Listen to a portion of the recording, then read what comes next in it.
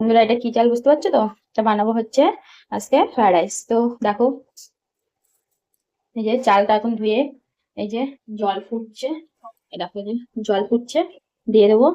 আর এদিকে যে কর্তামশাই সবজি কাটছে, পেঁয়াজ কলি, ফুলকপি, গাজর, গাজর এটা আছে, হচ্ছে। মটরশুঁটি আছে, বিনস আছে, ক্যাপসিকাম, বেল পেপার। একটু বেল পেপার দিলাম, নিয়ে নাও। বেল পেপারটা তো কি? চলো ভিডিওটা দেখো, সাথে থাকো। দেখো, এই যে চালটা দিয়ে দিয়েছি, এবারে দিয়ে দিচ্ছে যে নুন, আর একটু লেবুর রস দিয়ে দিয়েছি, আর এই যে একটু সাদা তেল দিয়ে দিলাম। জানোই তো এটা দিলে কি হয়, বললাম না? এবার এই যে ভাতটা হচ্ছে, এবার তেল বসিয়ে দিয়েছি দেখো, আর এইদিকে সবজিগুলো সব এক এক করে ধুচ্ছি।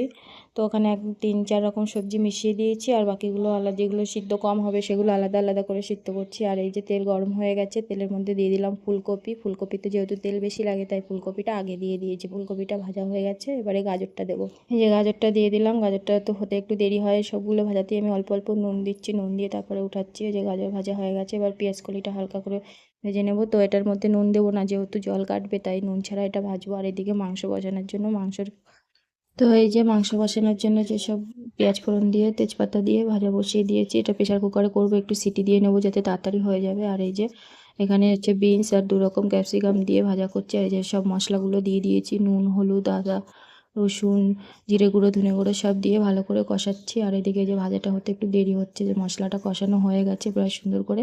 তারপরে যে মাংসটা দিয়ে দিচ্ছি, মাংসটা দিয়ে ভালো করে একটু নাড়িয়ে এতে সিটি দিয়ে দেবো, দিয়ে তারপরে কড়াইতে আনবো। তো দেখো সুন্দর মাংসটা কষানো হচ্ছে, এই প্রেশার কুকারে রান্না করতে খুব ভালো লাগে আমার। এই যে সুন্দর মাংসটা কষাতে কষাতে এবারে এই পাশে ভাজাটা দেখবো, ভাজাটা হয়ে গেলে ভাজাটা নামিয়ে দেবো। ভাজাটা অনেকটাই হয়ে গেছে, তো এই যে অনেক কমে গেছে, তার মানে অনেকটা হয়ে গেছে। তারপরে এই যে মাংসের আলুটা দিলাম, মাংসের আলুটা ভালো করে ভাজবো, ভেজে তুলে রেখেছি, ওটাও ওই পাশে গরম জলের মধ্যে দিয়ে দিচ্ছি আলুটা। দিয়ে এবারে মাংসটা নামিয়ে কড়াইতে দিয়ে খানিকক্ষণ জাল দিয়ে নিয়েছি, নিয়ে তারপরে নামিয়ে দিয়েছি।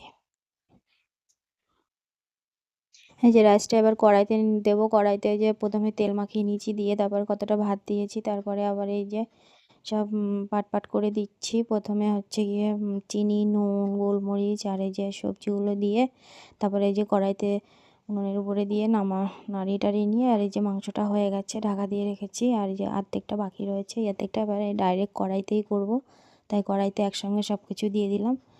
দিয়ে এই যে সব একবারে দিয়ে এবারে সব চিনি, নুন টুন, গোলমরিচ দিয়ে তারপর নাড়িয়ে নামিয়ে দেবো, ব্যাস।